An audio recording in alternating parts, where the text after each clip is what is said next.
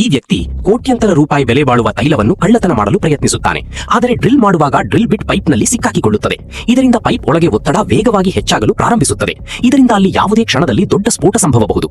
ಆ ಭರಿಯಲ್ಲಿ ಅವನು ಡ್ರಿಲ್ ಬಿಟ್ ಅನ್ನು ಎಳೆಯಲು ಪ್ರಯತ್ನಿಸುತ್ತಾನೆ. ಆದರೆ ಅಷ್ಟರಲ್ಲೇ ತುಂಬಾ ತಡವಾಗಿರುತ್ತದೆ. ಡ್ರಿಲ್ ಬಿಟ್ನೊಂದಿಗೆ ಭಾರಿ ಪ್ರಮಾಣದ ತೈಲ ಸಿಡಿದು ಹೊರಬರುತ್ತದೆ ಮತ್ತು ತಕ್ಷಣವೇ ಇಡೀ ಸುರಂಗದಲ್ಲಿ ಬೆಂಕಿ ಹೊತ್ತಿಕೊಳ್ಳುತ್ತದೆ. ಅದೃಷ್ಟವಶಾತ್ ಈ ವ್ಯಕ್ತಿ ಅಲ್ಲಿಂದ ಓಡಿ ಹೋಗಿ ಪ್ರಾಣ ಉಳಿಸಿಕೊಳ್ಳುತ್ತಾನೆ. ಈ ಘಟನೆಯಿಂದ ಪಾಠ ಕಲಿತ ತೈಲ ಕಳ್ಳರು ಈ ಬಾರಿ ಯಾವುದೇ ತಪ್ಪು ಮಾಡಬಾರದೆಂದು ನಿರ್ಧರಿಸಿ ಈ ಕ್ಷೇತ್ರದ ನುರಿತ ಎಕ್ಸ್ಪರ್ಟ್ ಜಿಮ್ಮಿಯನ್ನು 200 ಮಿಲಿಯನ್ ಭಾರಿ ಮೊತ್ತ ನೀಡಿ ಕರೆಯಿಸುತ್ತಾರೆ. ಹಿಂದಿನ ವ್ಯಕ್ತಿಗೆ ಹೋಲಿಸಿದರೆ ಜಿಮ್ಮಿ ಬಹಳ ಪ್ರೊಫೆಷನಲ್ ಆಗಿರುತ್ತಾನೆ. ಅವನು ಮೊದಲು 3 ನಿಮಿಷಗಳ ಕೌಂಟ್ ಡೌನ್ ಟೈಮರ್ ಅನ್ನು ಸೆಟ್ ಮಾಡುತ್ತಾನೆ. ನಂತರ ಶಾಂತವಾಗಿ ಡ್ರಿಲ್ ಬಿಟ್ ಅನ್ನು ಪೈಪ್ಲೈನ್ ನಲ್ಲಿ ಎಳೆಸುತ್ತಾನೆ. ಅರ್ಧ ಡ್ರಿಲ್ ಆದ ಮೇಲೆ ಡ್ರಿಲ್ ಬಿಟ್ ನ ತಾಪಮಾನ ಕಡಿಮೆ ಮಾಡಲು ಕೂಲೆಂಟ್ ಅನ್ನು ಇಂಜೆಕ್ಟ್ ಮಾಡುತ್ತಾನೆ. ಈಗ ಆ ಮಹತ್ವದ ಕ್ಷಣ ಬರುತ್ತದೆ. ಪೈಪ್ ಅನ್ನು ಪೂರ್ತಿಯಾಗಿ ಕೊರೆಯುವ ಮೊದಲೇ ಜಿಮ್ಮಿ ಇದ್ದಕ್ಕಿದ್ದಂತೆ ನಿಲ್ಲಿಸುತ್ತಾನೆ ಮತ್ತು ಶಾಂತವಾಗಿ ತೈಲ ಸಾಗಿಸುವ ಪೈಪ್ ಅನ್ನು ಅಲ್ಲಿಗೆ ಜೋಡಿಸುತ್ತಾನೆ. ವಾಸ್ತವವಾಗಿ ಕೊನೆಯ 1 ಮಿಲಿಮೀಟರ್ ಪೈಪ್ ತೈಲದ ಒತ್ತಡದಿಂದ ತಾನಾಗಿಯೇ ಒಡೆಯಲಿ ಎಂಬುದು ಅವನ ಪ್ಲಾನ್ ಆಗಿರುತ್ತದೆ.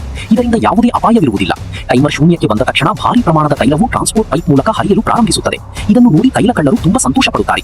ಇದರ ನಂತರ ಅವನು ಜಿಮ್ಮಿಗೆ ಮತ್ತೊಂದು ದೊಡ್ಡ ಕೆಲಸವನ್ನು ಪರಿಚಯಿಸುತ್ತಾನೆ. ಈ ಬಾರಿಯ ಕ್ಲೈಂಟ್ ಒಬ್ಬ ತೈಲ ಉದ್ಯಮಿ. ಇವನು ಸುಮಾರು 100 ಶತಕೋಟಿ ಬೆಲೆ ಬಾಳುವ ತೈಲವನ್ನು ಕದಿಯುವ ಯೋಜನೆ ಹಾಕಿಕೊಂಡಿದ್ದಾನೆ.